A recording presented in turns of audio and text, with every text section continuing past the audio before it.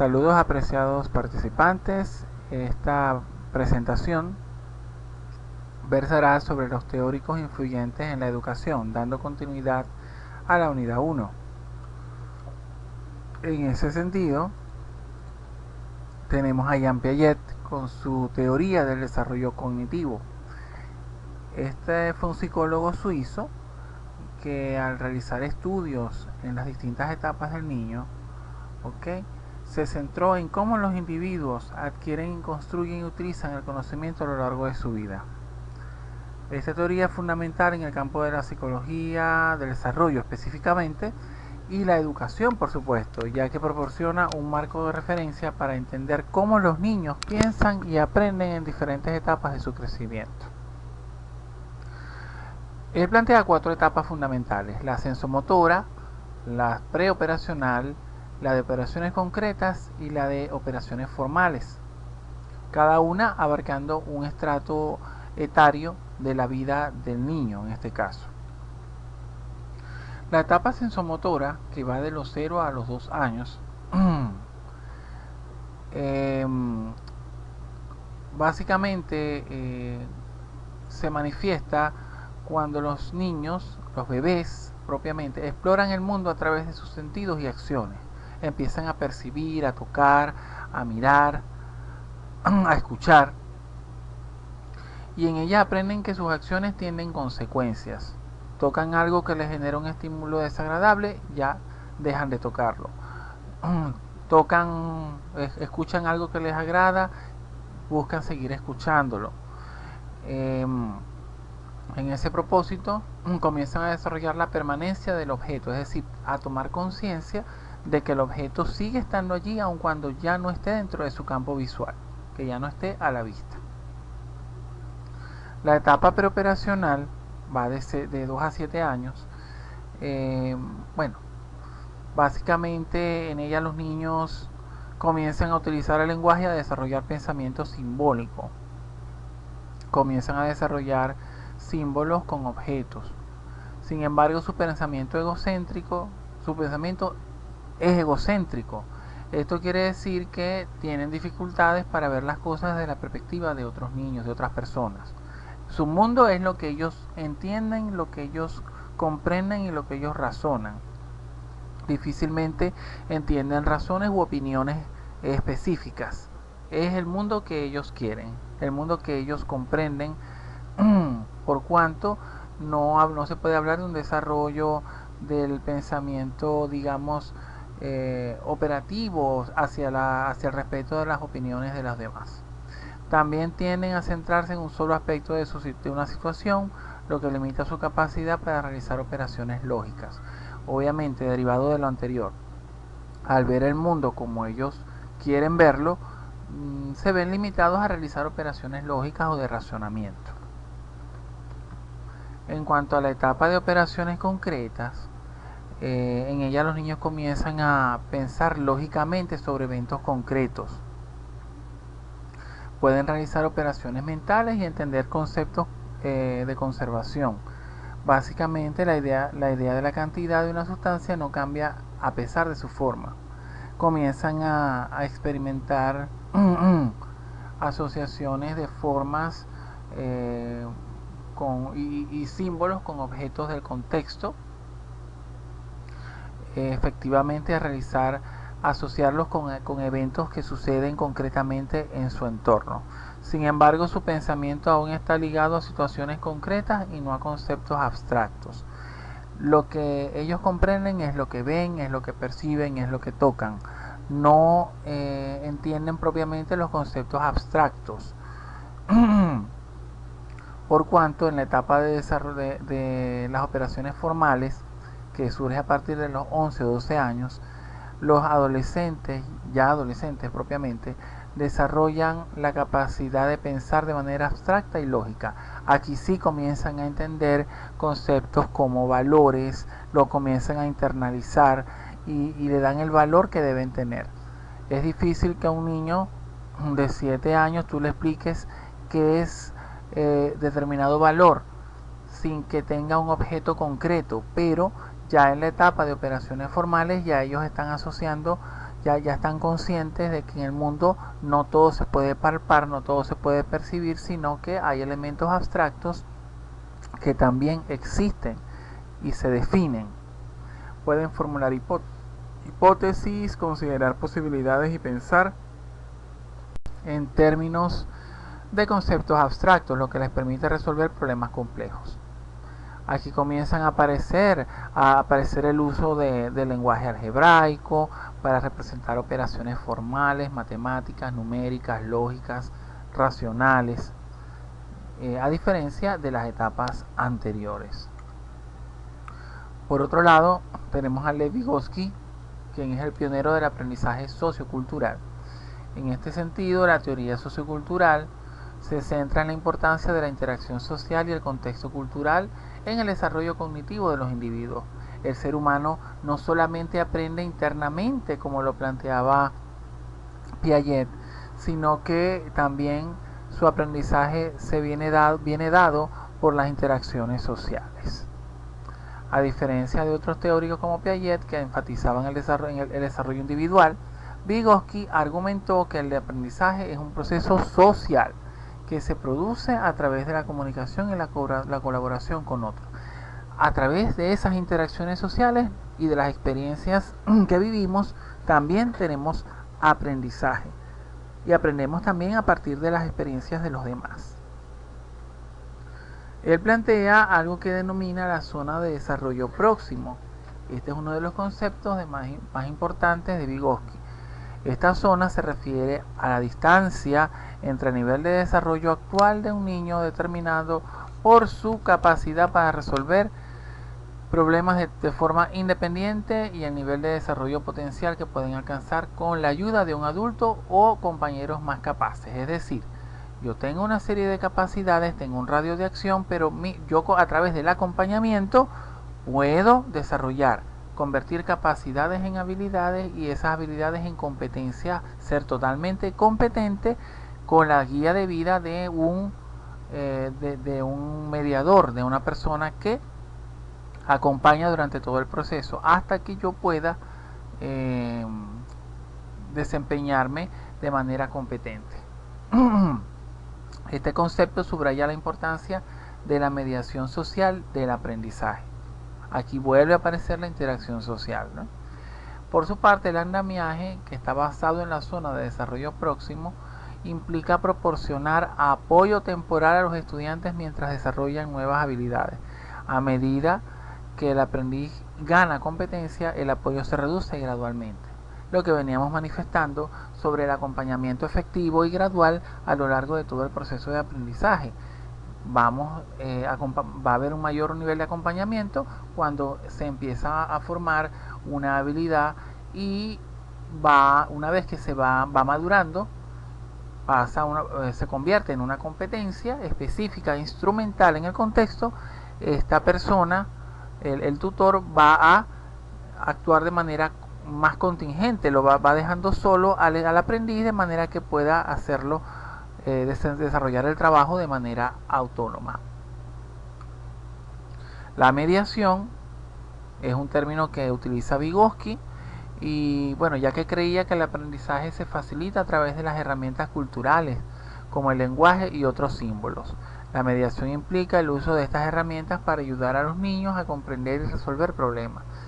El docente mediador tiene ese rol, va a facilitar herramientas para ayudar a los niños en la resolución de problemas en el contexto, siempre apuntando hacia el contexto real. El lenguaje en particular juega un papel crucial en el desarrollo cognitivo, ya que permite a los niños internalizar conocimientos y habilidades. Realmente el lenguaje es fundamental. El uso del lenguaje adecuado, efectivo, pertinente, vinculante con los contenidos, con el objeto de conocimiento con el cual se está interactuando, resulta importante para el proceso de aprendizaje. También está la internalización. Vygotsky nos dice que este proceso se refiere a cómo los individuos toman las interacciones sociales y las transforman en habilidades y conocimientos internos.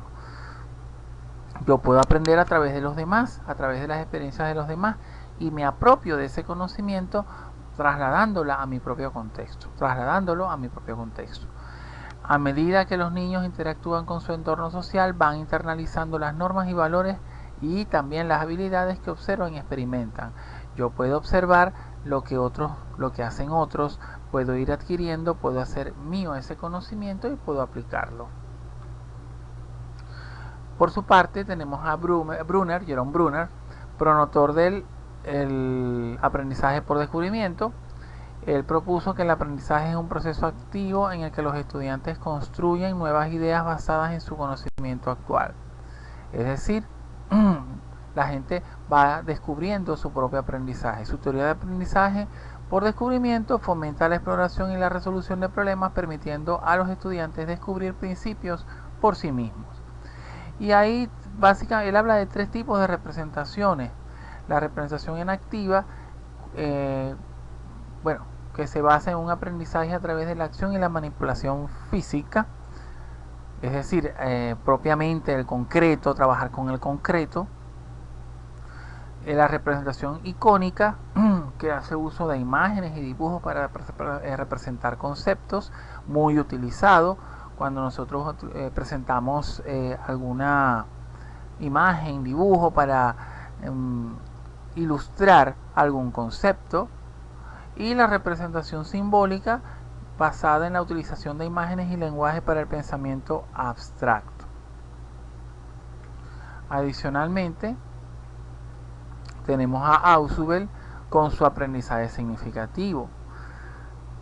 En primera instancia, él manifiesta que siempre existe un conocimiento previo, que es la base para la nueva información. Existen unos puentes cognitivos que él llama organizadores previos, los cuales ayudan a organizar la información existente, a crear esa vía de adquisición entre lo anterior, lo ya conocido, y el nuevo conocimiento.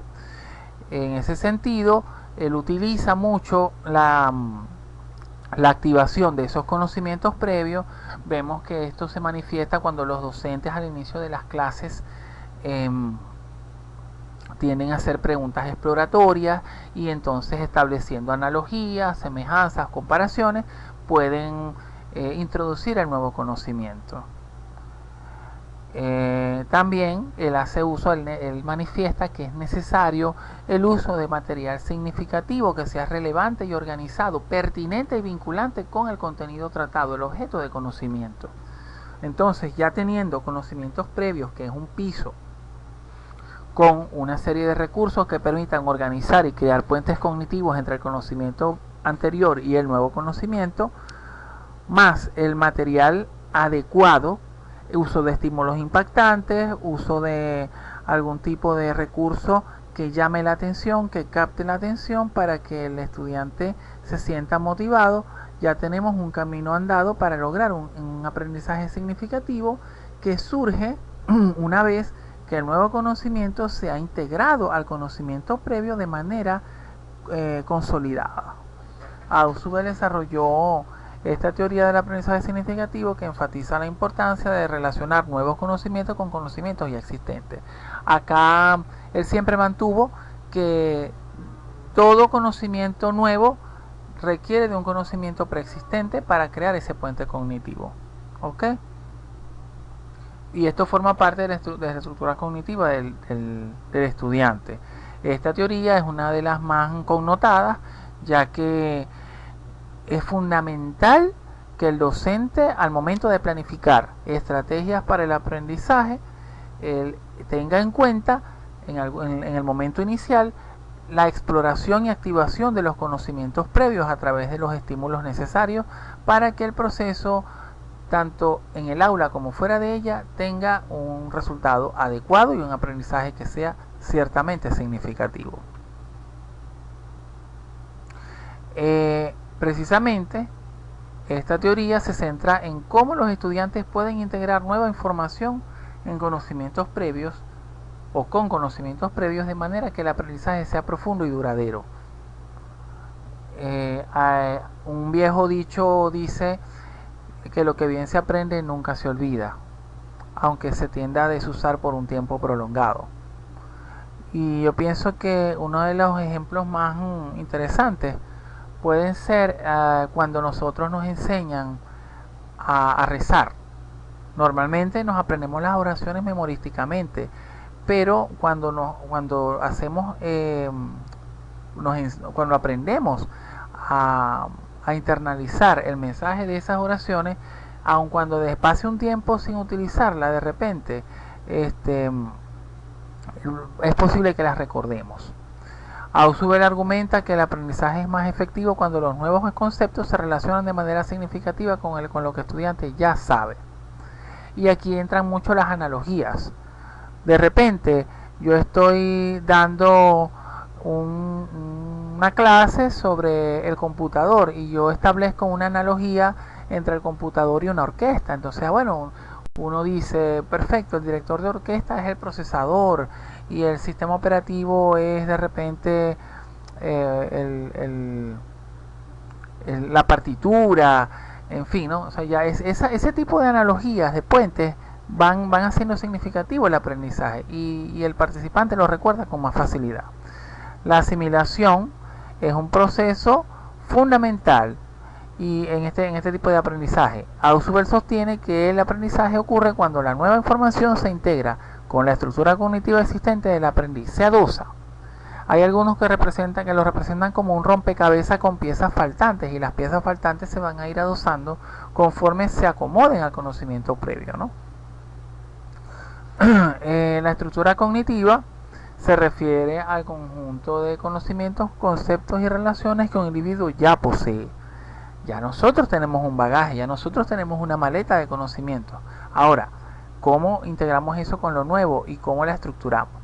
Para que el aprendizaje significativo ocurra, es crucial que el nuevo contenido se relacione de manera no arbitraria con esta estructura. Es decir, para que el aprendizaje realmente logre el nivel de significancia que se espera, es fundamental que el conocimiento nuevo guarde algún tipo de relación, que no esté aislado de lo anterior, que no sea algo arbitrario, sino que realmente exista un vínculo que los conecte y puedan adosarse.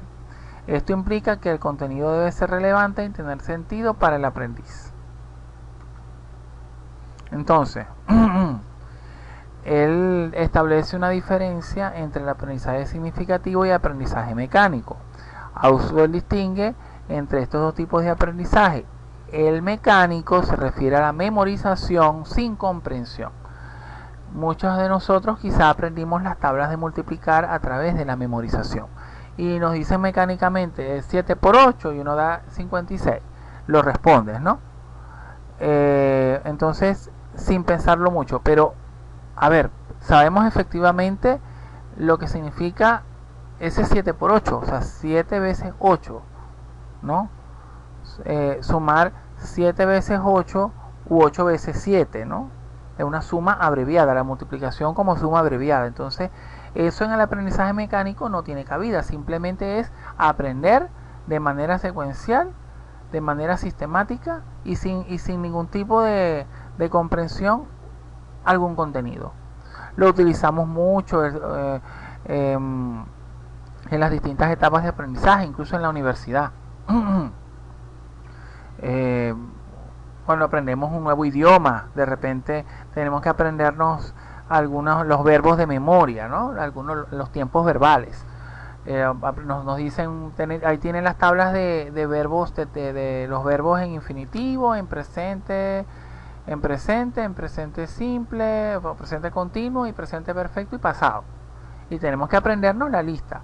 Aunque realmente existen unas reglas fonéticas que nos ayudan a aprenderla, muchas veces tenemos que recurrir a la memorización porque es lo que nos dicen los libros y lo que nos dicen los docentes. En contraste con el anterior, el aprendizaje significativo implica una comprensión profunda y la capacidad de aplicar el conocimiento en diferentes contextos. Cuando el aprendizaje es significativo, podemos hacer una transposición del conocimiento. Lo traemos de un área de conocimiento a otra. Es muy común ver como personas, por ejemplo, yo tuve estudiantes que manejan el idioma inglés, y cuando cursan las materias de programación, que normalmente son pseudocódigos en inglés, fácilmente asocian las estructuras del lenguaje inglés con las estructuras propias del lenguaje de programación, que no son exactamente iguales, obviamente, pero les ayuda a manejar una lógica a partir del uso del lenguaje inglés. En resumen, el aprendizaje significativo no es un enfoque que busca hacer del aprendizaje un proceso activo y relevante, donde los estudiantes,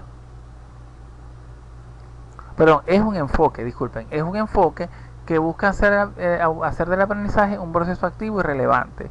Ciertamente, los estudiantes son los dueños de su propio conocimiento, van construyendo sus propios conocimientos, y por esto ha influido de manera que se diseñan que los diseños curriculares van dirigidos a que el joven, nuestros muchachos, puedan hacer uso del conocimiento más allá de lo cognitivo, llevarlo a lo procedimental y darse cuenta de los cambios que ellos mismos han instrumentado en la realidad. Y ahí aparece la parte actitudinal. También tenemos a Skinner, que es el arquitecto del conductismo. En el conductismo es una corriente de pensamiento, una teoría del aprendizaje también, que ha sido muy cuestionada, pero que dio muy buenas respuestas y aún la sigue dando, mas no se debe abusar de ella. Yo considero que el conductismo nos ha formado a nosotros durante generaciones, y eso fundamentalmente es lo que nos ha hecho llegar a ser profesionales también. La complementariedad de todas estas corrientes, porque no es que una es mejor que la otra, ni una es mala y la otra es buena, no, todas tienen su utilidad. Realmente el conductismo ayuda a moldear conducta. A los niños pequeños, cuando presentan, por ejemplo, son inquietos, a veces se les tiene que decir propiamente que aplicar alguna estrategia basada en conductismo para tomar el control.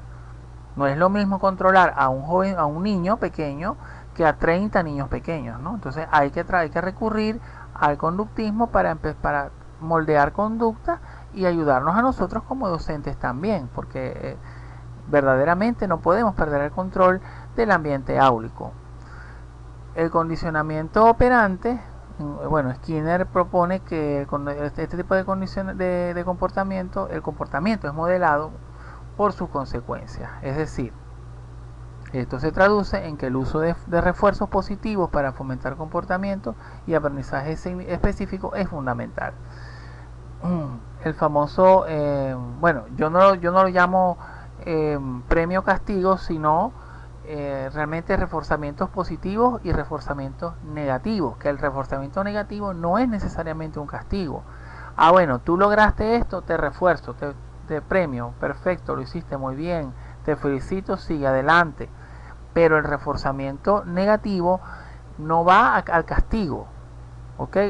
Por supuesto, el castigo está contemplado, pero el reforzamiento negativo va dirigido a: no lo lograste, no lo hiciste bien, debes esforzarte más para que aumentes tu calificación, ¿ok?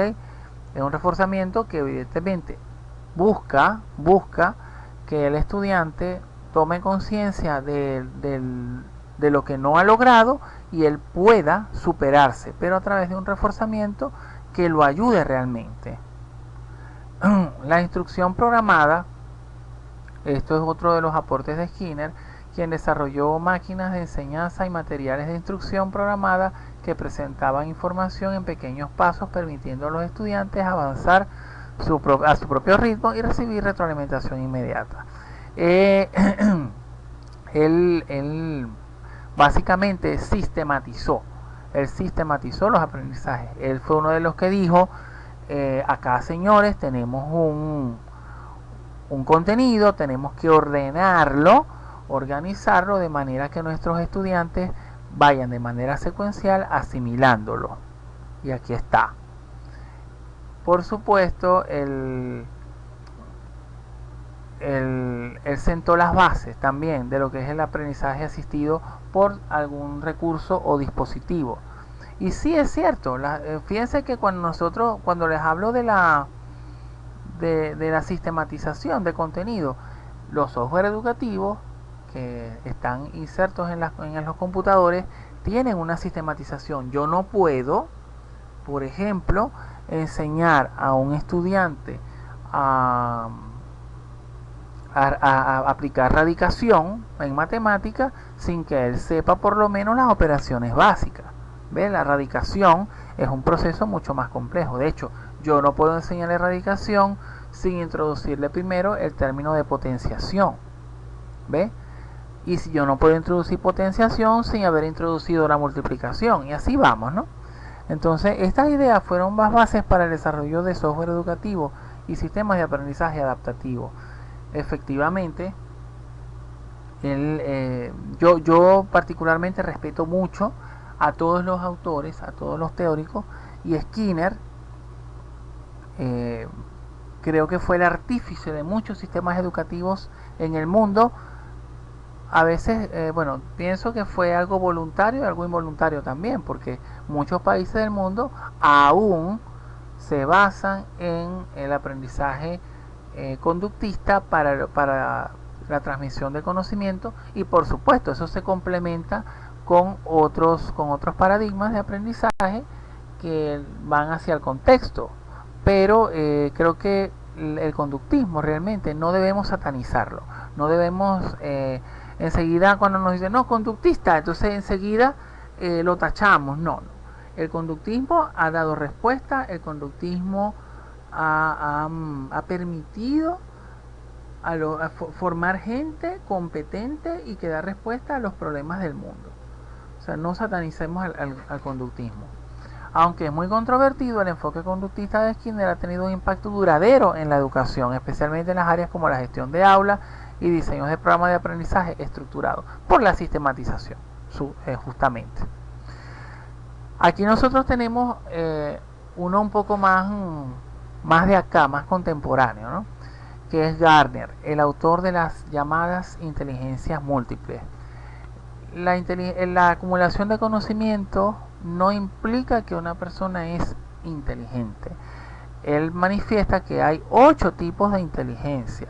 Ya se habla por allí de una novena inteligencia. Pero él cuando plantea su teoría por allá en el año 83 más o menos, habla de que existen 7 básicas. La lingüística verbal, que le permite a la persona hacer uso del lenguaje oral, escrito, simbólico, pero transmitir pues ideas. Hay personas que tienen esta facilidad, que tienen un don de verbo muy desarrollado, sin mucho esfuerzo. Entonces esa es una persona que evidentemente tiene desarrollada ese tipo de inteligencia por encima de otro. Ojo, todos tenemos esas inteligencias, todos las tenemos, pero hay personas que tienen mayor dominancia o predominancia de algún tipo o algunos tipos sobre otros. La lógica matemática es esa capacidad de resolver operaciones aritméticas, lógicas, matemáticas y racionales, ¿no? Racionales. La inteligencia musical es esa que está asociada con la interpretación, la internalización de la música, los que escriben, aquellas personas que dicen comúnmente es que fulano toca por oído. No, eso es una persona que tiene una inteligencia musical más desarrollada que otra. La persona simplemente asocia melodías, asocia canciones, música con eventos también, tocan instrumentos musicales, participan en composiciones, son compositores, entre otros. La inteligencia corporal kinestésica viene dada por aquellas personas que tienen facilidades y de dominio sobre su cuerpo, ¿no? La kinestesia, el movimiento. Son esas personas que fácilmente son capaces de bailar, de desplazarse, de practicar algún deporte, particularmente no me encuentro dentro de ese tipo, dentro de ese grupo, ¿no? Por supuesto, todos tenemos esa inteligencia kinestésica, pero yo particularmente presento debilidades, no bailo, no se me da fácilmente, no tengo facilidades de movimiento, por ejemplo, entre otras, ¿no? La visual espacial es el tipo de inteligencia que está asociada con el reconocimiento de los lugares, espacios, direcciones, asociar por lo menos una imagen con un lugar. Esas personas que fácilmente tú le das una dirección y la asocian rápidamente, que siguen, mira, te vas por este camino, sigues allá, buscas allá. Esas personas tienen esa inteligencia bien marcada. Yo tengo un familiar, por ejemplo, que tú le das claro, conocen la zona, pero no todo el mundo es tan perceptivo, y tú le das pocas referencias y la persona es capaz de ubicarte rápidamente al lugar de destino. Quizá ustedes conozcan a alguien así, ¿no? Entonces, bueno, es una persona que tiene una inteligencia visoespacial un poco más desarrollada, quizá. La inteligencia interpersonal es esa capacidad que nosotros tenemos de conocernos a nosotros mismos, de ese autoconocimiento, mirar hacia adentro, la introspección. Muchas veces esto se asocia también con la capacidad de conocer nuestras propias emociones. Mira, yo me conozco, estoy molesto, voy a sentarme en un sitio, a estar tranquilo mientras voy a respirar, voy a pensar, me pongo a leer, o sea, desarrollo mi mundo interior de manera que pueda tener una autorregulación también emocional. La inteligencia intrapersonal es, perdón, la que les mencioné es la intrapersonal, las invertí. La intrapersonal es hacia uno mismo. La interpersonal es aquella que nos permite establecer relaciones con los demás, las habilidades sociales. Me disculpan el desliz. Sí, repito, la interpersonal es habilidades sociales. La intrapersonal es la que ya les mencioné, el autoconocimiento de uno mismo. También tenemos la inteligencia naturalista, que es esa que se desarrolla al estar en contacto con la naturaleza. Las personas que reconocen elementos naturales con facilidad, que cultivan plantas, que son afines a los animales, que desarrollan afectividad. Hay personas que hasta les hablan a las plantas, que les hablan a los animales, gozan de su compañía, desarrollan afecto por ellos. Elementos de la naturaleza, el cielo, gustan de observar el cielo, el arco iris, disfrutan de la lluvia, en fin, todas esas manifestaciones forman parte de la inteligencia naturalista, esa capacidad de conectarse con la naturaleza. Esta teoría ha sido muy utilizada como base, ha sido muy estudiada. Hay estudios en el mundo alrededor que, bueno, que han hecho maravillas. Y se ha integrado, por supuesto, dentro de las neurociencias y dentro del ámbito del aprendizaje. Qué bonito es cuando tú ves un diseño de un proceso áulico, una clase, donde contemplas actividades que estimulan la participación verbal o la resolución de algún problema lógico, y al mismo tiempo integran la música con alguna actividad lúdica, kinestésica, en fin, ¿no? Todas ellas. Y es importante que nosotros los invito a documentarse, porque es bien amplia la teoría, muy amplia. Él tiene mucha literatura, Gardner tiene mucha literatura que usted puede revisar. Algunas está en inglés, no ha salido en español, pero la más reciente, por supuesto, pero la teoría clásica, y por supuesto tiene mucha publicación de data reciente que ya está en español, muchos papers, muchos artículos en internet también. John Dewey, por su parte, es el padre de la educación, lo que llama la educación progresista. Bueno, básicamente él habla del aprendizaje experiencial, Obviamente, como lo venimos diciendo, el aprender haciendo nos ayuda a consolidar esas habilidades instrumentales y útiles en el contexto. La educación centrada en el estudiante, obviamente, si bien puede ser criticada, él lo que manifiesta es que el docente tiene que estar atento a los intereses y las necesidades de nuestros estudiantes. La democracia en la educación denota una participación activa en la sociedad, es decir, tenemos que formar a nuestros estudiantes para que sean actores activos de la sociedad, no actores pasivos.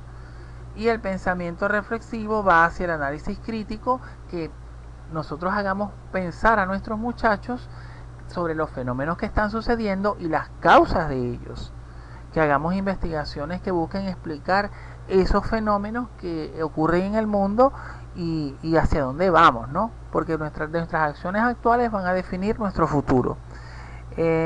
También tenemos que orientarlo a la resolución de problemas, porque, señores, el mundo está hecho para resolver problemas. John Dewey, este filósofo y pedagogo, fue un pionero de la educación progresista. Abogó por un enfoque educativo que conectara el aprendizaje con la experiencia y preparara a los estudiantes para ser ciudadanos. Ok, está bien que tú manejes contenidos, que tengas un mundo interior, que manejes las inteligencias, los distintos tipos de inteligencia, que los tengas desarrollados, pero ¿para qué? Tienen que ser útiles a la sociedad. En ese propósito, sus ideas sobre el aprendizaje experiencial y la educación centrada en el estudiante continúan influyendo en las prácticas educativas modernas. Todo el aprendizaje basado en problemas está basado en estas teorías. Quien haya utilizado esa estrategia dentro de su proceso áulico está tácitamente vinculado con John Dewey, por ejemplo. Tenemos también a Paulo Freire, que es el revolucionario de la pedagogía crítica. Él fue tajante, fue taxativo contra la educación bancaria, lo que él llamó la educación bancaria, y plasmó lo que es la educación liberadora y la educación problematizadora. Freire criticó el modelo tradicional de educación bancaria, donde los estudiantes son receptores pasivos de información. En su lugar propuso una educación problematizadora que fomentara el pensamiento crítico y el diálogo. Hacia allá vamos, es que ya estamos en eso. Tenemos que dejar de lado la memorística o solamente basarnos en la memorística, en el aprendizaje mecanicista, y centrarnos en el pensamiento crítico y el aprendizaje dialógico, lo que aprendemos a través de nuestro diálogo con los demás. La concientización, con respecto a esto, él enfatizó la importancia de desarrollar una conciencia crítica sobre la realidad. La realidad sucede, pero hay que buscar las razones del por qué suceden estas cosas. Y ahí él se basa en la teoría crítica y en la pedagogía crítica. Ok, hay que empoderar a nuestros estudiantes para ser agentes de cambio. Nuestros jóvenes son los actores actuales del mundo y por supuesto van a intervenir en los hechos futuros. Entonces hay que empoderar a la gente para que haga, para que active, para que instrumente los cambios e implemente los cambios que a bien sean necesarios. También abogó por una pedagogía basada en el diálogo y la praxis, es decir, el diálogo entre el educador y la praxis, que es la reflexión y la acción. Es decir, el mismo maestro, el mismo docente, tiene que mirar hacia adentro, reflexionar hacia sus acciones para implementar mejoras continuas que den como resultado una transformación social. Freire, este educador brasileño, revolucionó la pedagogía. Sugiero, por favor, lean la obra más conocida de él, que es La pedagogía del oprimido. Hay mucho documental, hay mucho material. Él hace muchas críticas. De verdad que uno escucha las críticas que él realiza y se te paran el pelo, ¿no? Porque, como les dije hace un momento, al iniciar este seminario, esta unidad curricular, tú ves una fotografía de un salón de clase del siglo XVIII-XIX y ves uno de actual, y lo que tenemos es aire acondicionado y luces fluorescentes pero y pizarras acrílicas, pero la estructura es la misma. O sea, no hemos cambiado eso y tenemos que cambiar ese modelo. Bueno, en Latinoamérica nosotros, por mencionar, y de hecho en Venezuela, para orgullo nuestro, son venezolanos,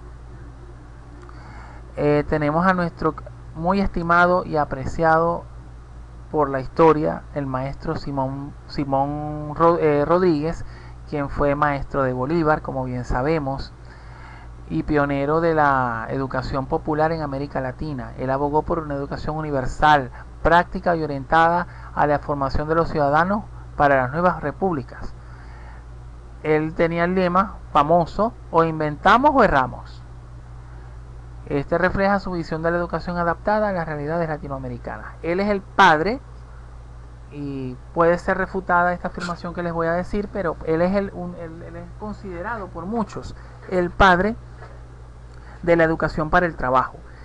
Basándose en ese aprender haciendo, él es el padre de esa filosofía de que hay que formar a nuestros estudiantes para que hagan algo con un oficio en la vida, para que puedan trabajar y ser entes productivos en la sociedad.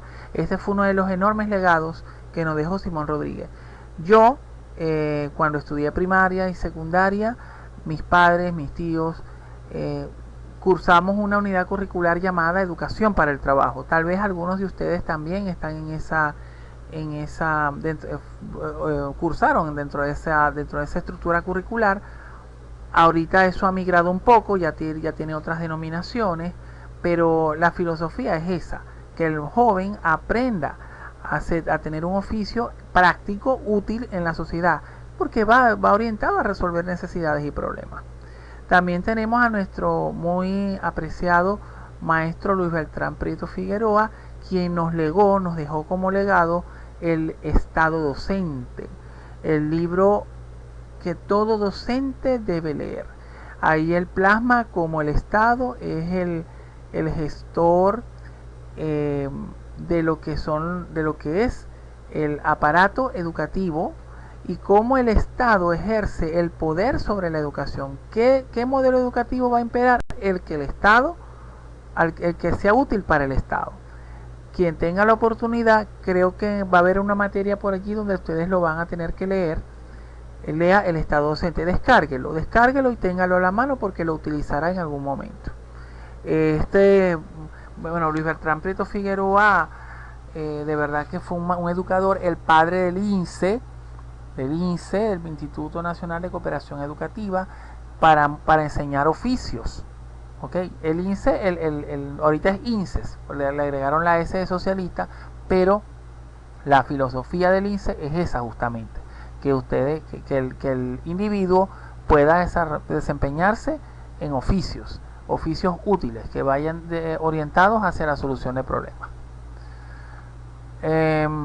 Defendió la democratización de la educación y su papel en la transformación social. La educación, él defendió la democracia educativa, justamente. Su trabajo influyó significativamente en las políticas educativas de Venezuela y otros países, no solamente de Venezuela, sino otros países latinoamericanos. Por favor, lea un poco sobre Luis Beltrán Prieto Figueroa, porque todo docente debe conocerlo. Bueno, básicamente esto ha sido un paseo por algunos filósofos, teóricos, educadores, maestros que nos han legado algo de importancia que formará parte o ya forma parte de nuestro quehacer docente. De verdad que es importante que poco a poco ustedes vayan familiarizándose con todas estas teorías, porque van orientadas justamente a formarlos y a formarnos, porque todos estamos en proceso de formación continua, para que tengamos un desempeño adecuado dentro del hecho educativo. Por ahora me despido y los exhorto a que revisen las actividades que están planteadas en la plataforma. Ya pueden realizarlas, y bueno, seguimos en contacto hasta una próxima oportunidad. Un gran saludo para todos.